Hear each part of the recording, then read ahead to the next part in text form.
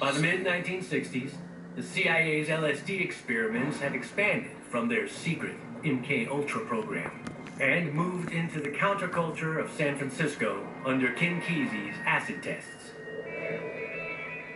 And the Grateful Dead becomes the soundtrack for these trips. It was definitely a portrait of mayhem. Sometimes they'd play for 6 hours, and sometimes they'd play for 30 minutes.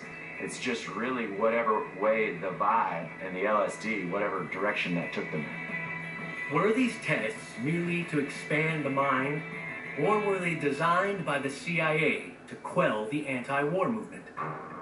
It's not crazy to think that the FBI and CIA was monitoring them. They were super interested in what the counterculture was doing. The CIA was trying to figure out if we give them these drugs, will they do what we want? The great irony is that hippies and Haight-Ashbury got a hold of LSD, they took it, and they became even less compliant.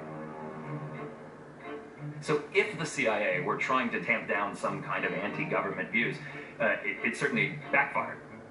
After nearly a year of acid tests, Kesey holds a graduation ceremony in October 1966 to end the experiments.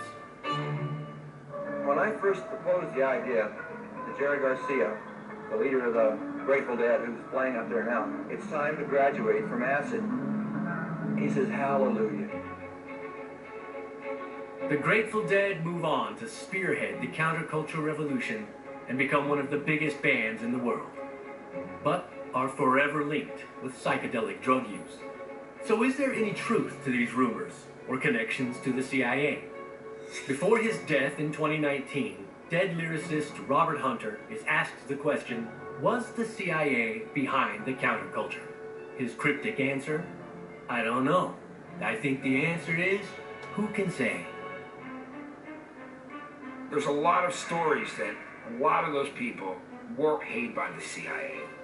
And whether or not anybody in the Grateful Dead had any true knowledge that it was the actual government doing this, that I'm not sure about.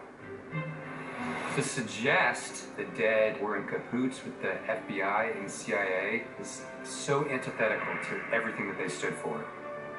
Was Jerry Garcia in the CIA? No way, Jose.